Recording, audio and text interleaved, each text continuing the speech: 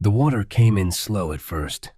Just a seam along the east wall, maybe 30 meters from the working face. The men noticed it around midday. One of them pressed his palm flat against the clay and held it there. Not dripping, not running, pushing. Something behind the wall was pushing the water through. Nobody stopped drilling. It was October 1872, and the tunnel beneath the Detroit River was behind schedule.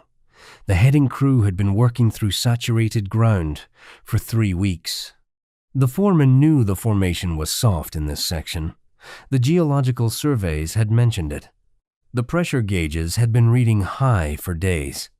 But the advance rate was the advance rate, and the contractor had obligations, and the men on the heading were paid by how far the tunnel moved forward. The water on the wall was noted. The drilling continued. 48 hours later, the wall failed. Detroit, in 1872, stood at the center of a problem that the entire American railroad industry wanted solved. The city sat on the Michigan bank of the Detroit River, a strait barely a mile wide that connected Lake St. Clair to Lake Erie. On the Canadian side sat Windsor and the rail connections to Toronto and the markets of eastern Canada. Between them ran one of the most commercially important water crossings on the continent. Every piece of freight moving from Chicago to the east coast through Canada had to stop at that river. The railroad cars were broken down, loaded onto ferries, crossed in sections, reassembled on the other side. In summer, the delays were an inconvenience. In winter, when the river froze incorrectly and the ice was too thick for ferries and too thin for safe crossing, the delays became a crisis that cost the railroad industry significant money every single year. The railroads had been studying the problem for years. A bridge was impractical. The river carried too much commercial traffic, and any fixed structure at navigable height would require engineering on a scale that made the investors nervous. A tunnel was the answer that kept returning to the table. The idea was not new. Mark Brunel had completed the Thames Tunnel in London in 1843, the first successful tunnel beneath a navigable waterway in the world. The project had taken nearly 2 decades, had flooded multiple times, had killed workers, and had required multiple rounds of financing before it was finished. But it worked. And if it worked under the Thames, the reasoning went, it could work under the Detroit River. By 1872, the Michigan Central Railroad had enough backing to try. The engineering team assembled was experienced and confident. The project plan called for a tunnel of roughly 6,000 feet in length, running from the Michigan bank near the rail yards south of the city to the Canadian shore. The method was compressed air. By maintaining air pressure inside the tunnel above atmospheric pressure, the engineers believed they could hold back the groundwater in the saturated riverbed and allow the workers to advance the heading at a steady and consistent pace. The schedule was aggressive. The financing required it to be. The workforce that would carry out the plan was drawn from the same pool of men who had built the railroads themselves, miners from Pennsylvania and Ohio, immigrants from Ireland and Germany who had spent years underground in coal and ore operations, men who understood that underground work carried its own rules and its own risks, and who accepted that understanding as the condition of the employment. They were skilled. They were experienced. They were organized by shift and by task with the efficiency of a system that had been refined across decades of American industrial construction. They descended the shaft for the first time in June 1872 and began moving through the clay beneath the Detroit River. By late summer, the heading was several hundred meters in and advancing on schedule. The project managers reported to the railroad's board of directors that the work was proceeding well.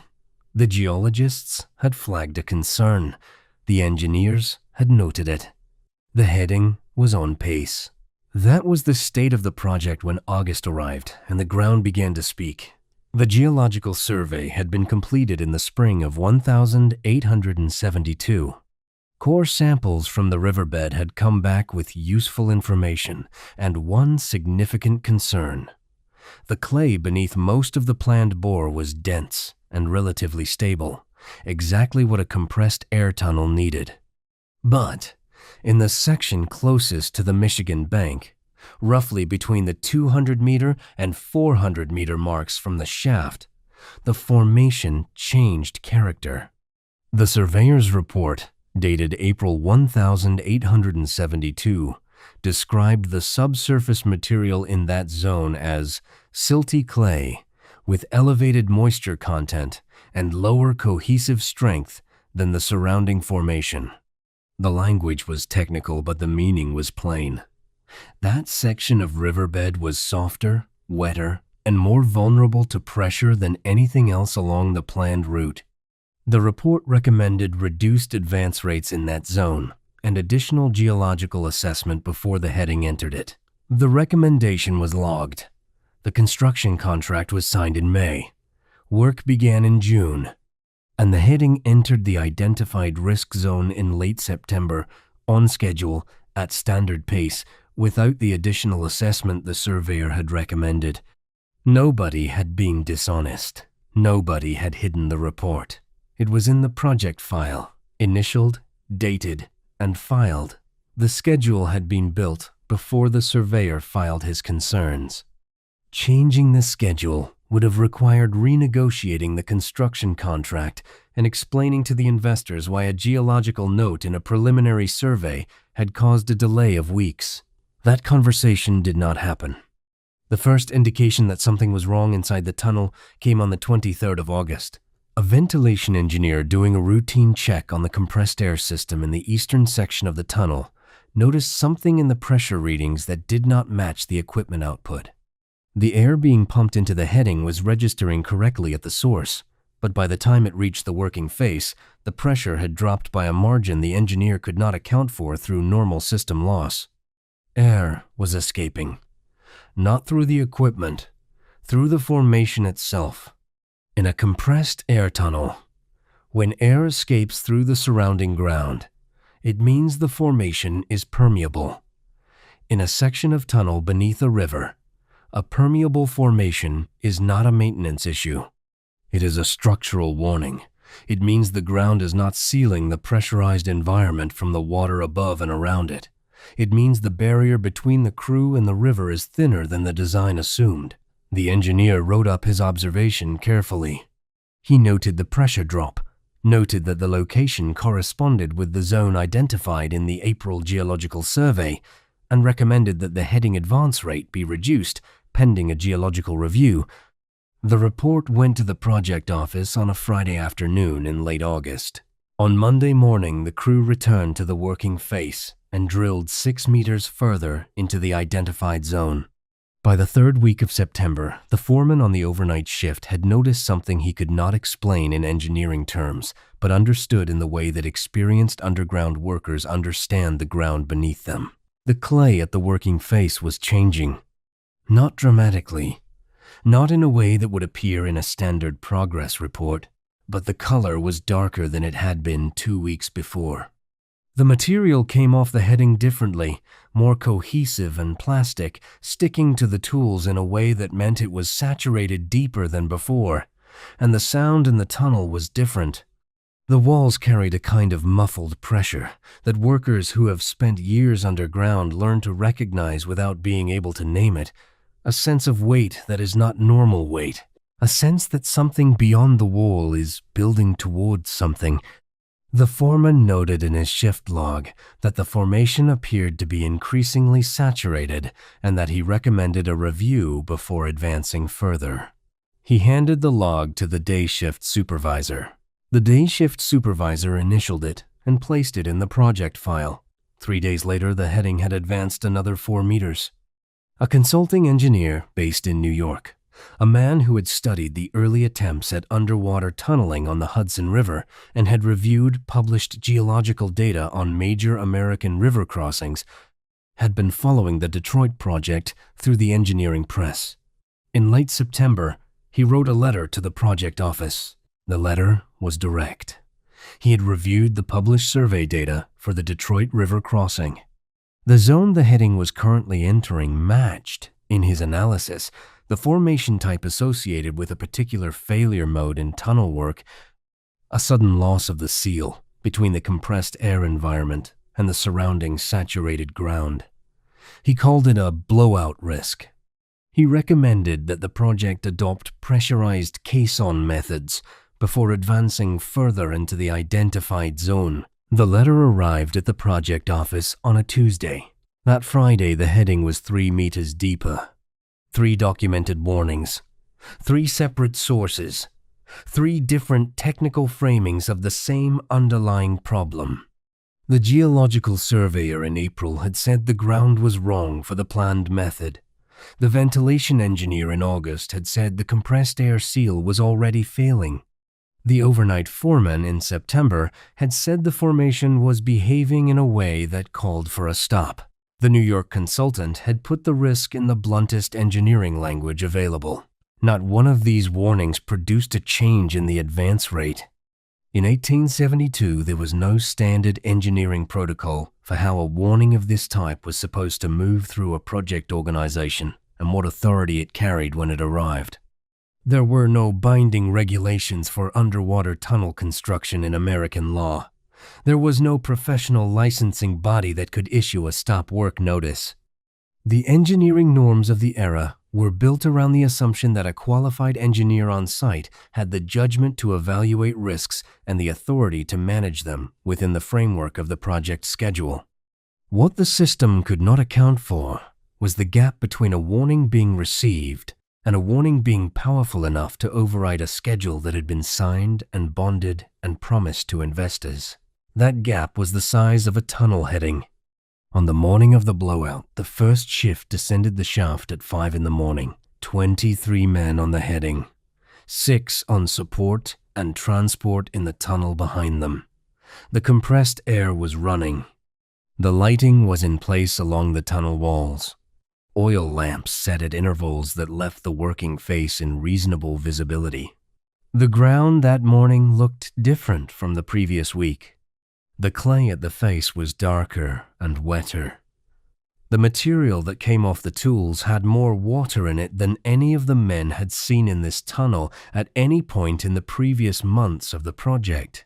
One of the heading workers looked at the wall to his left and saw the clay surface moving, not collapsing, not running, just flexing, a slow rhythmic movement as the pressure behind it surged and found its limit and surged again. He picked up his tool and went back to work. That was the job. At 6:47, the clay layer approximately 4 meters above the working face gave way. It did not give way gradually. The formation in that section had been under sustained pressure for weeks, held in place by a progressively thinner margin of structural integrity as the heading removed the supporting material below it meter by meter. When it failed all at once. The water did not trickle.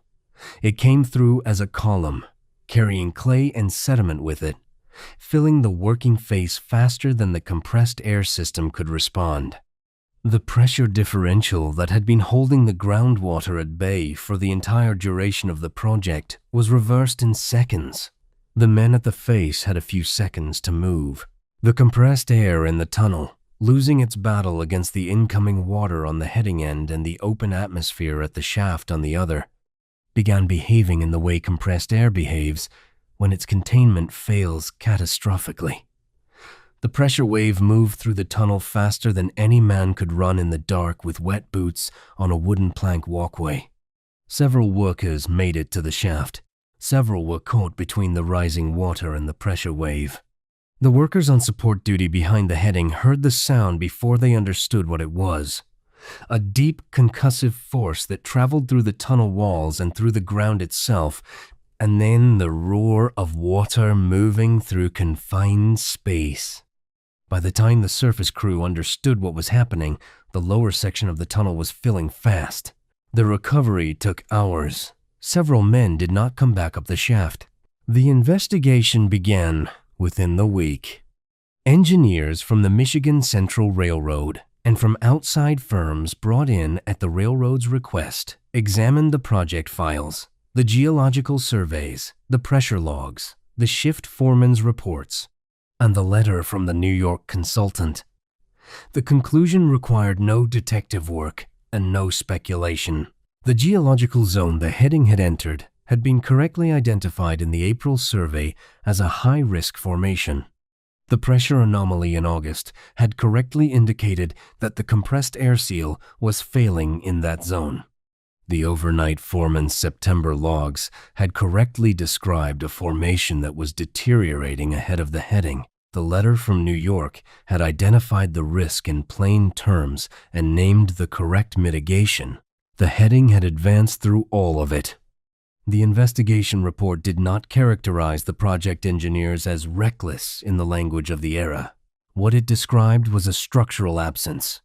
There had been no protocol for what happened when a site warning reached the project office.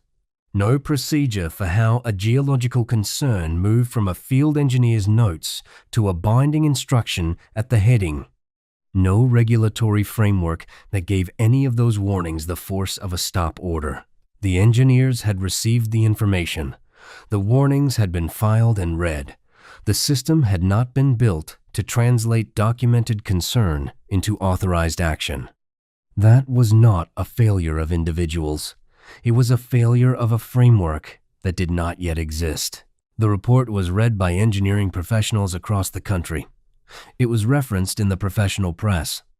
It became part of the body of documented failure that the engineering community used to argue for something it had not previously had, a formal structure for site safety authority that could operate independently of project schedule pressure. The disaster did not produce immediate legislative change. In 1872, American infrastructure development operated largely outside the kind of regulatory structure that would emerge in the following decades.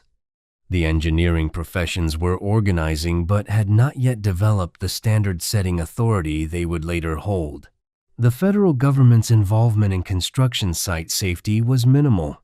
What changed was professional practice. The engineering community in the years following the Detroit blowout began the work of building the missing mechanism.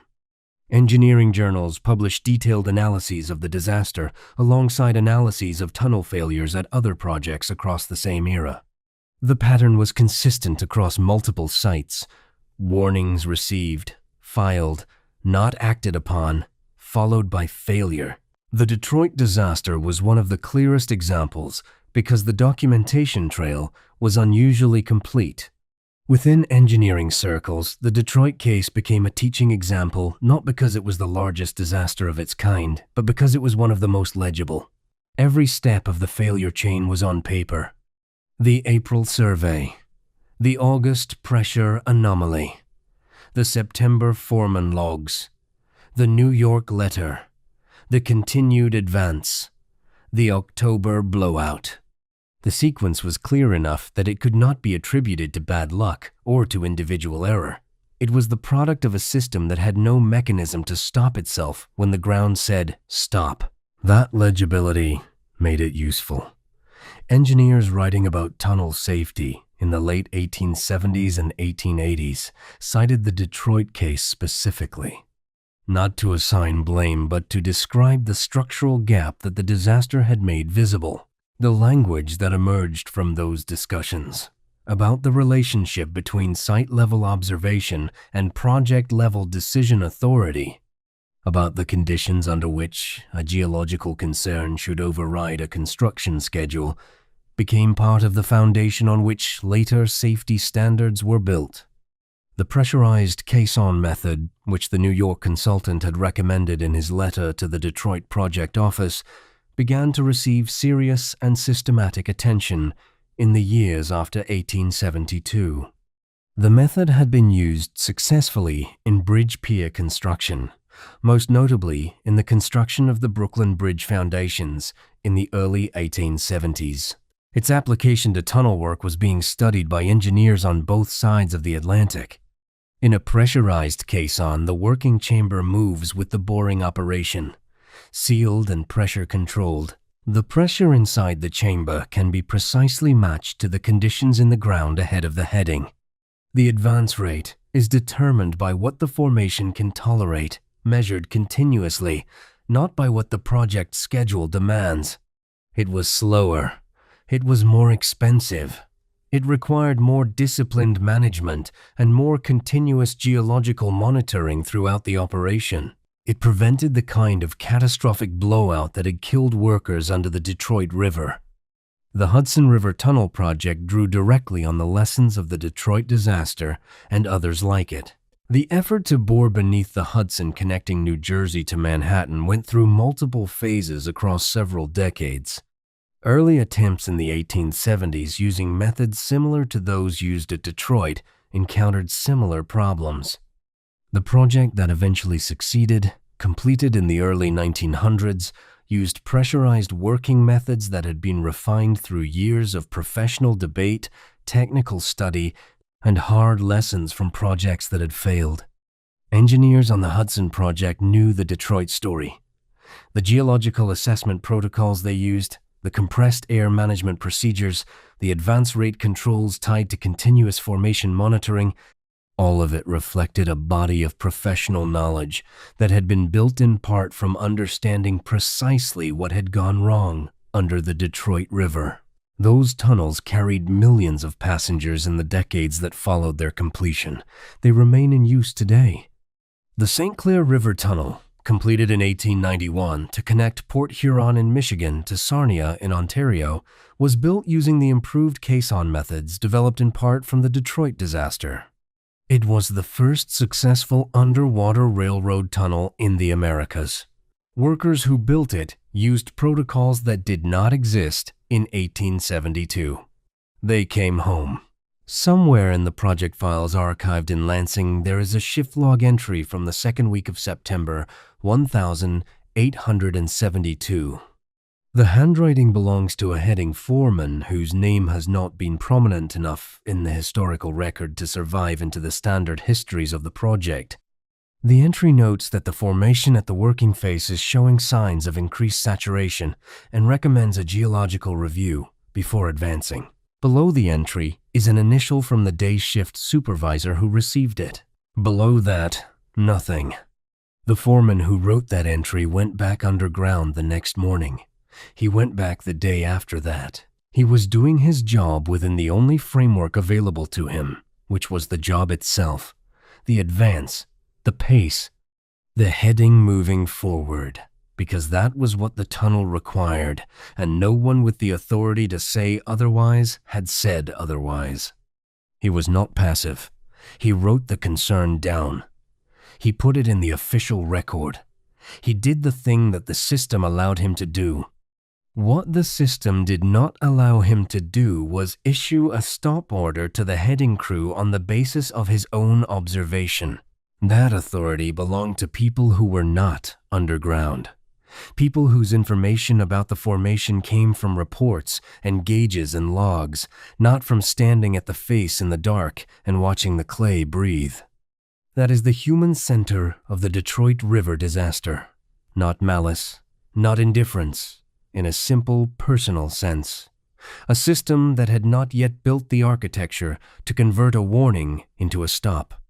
The men who went down the shaft on the morning of the blowout were experienced workers. They could see what the ground was doing. Some of them felt it in a physical way that no instrument could have measured. The pressure change in the air, the behavior of the clay on the face, the sound in the tunnel walls. They did not have the authority to stop the advance. They had the authority to pick up their tools and dig. That distinction matters more than it might seem, because it is the distinction that the investigation put at the center of its findings, not that the warnings were missed, that the warnings had no mechanism to become binding. The tunnel that eventually crossed the Detroit River was not built in 1872. It was built by engineers who had access to a body of safety knowledge that did not exist in the year of the disaster.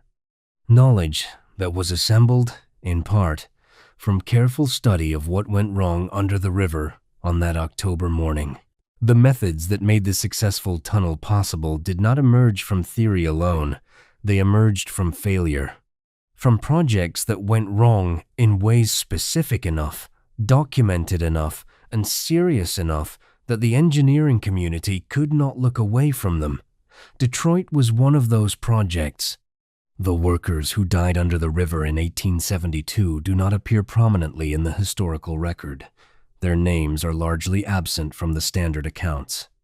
What they left behind is not visible in the way that a bridge or a completed tunnel is visible.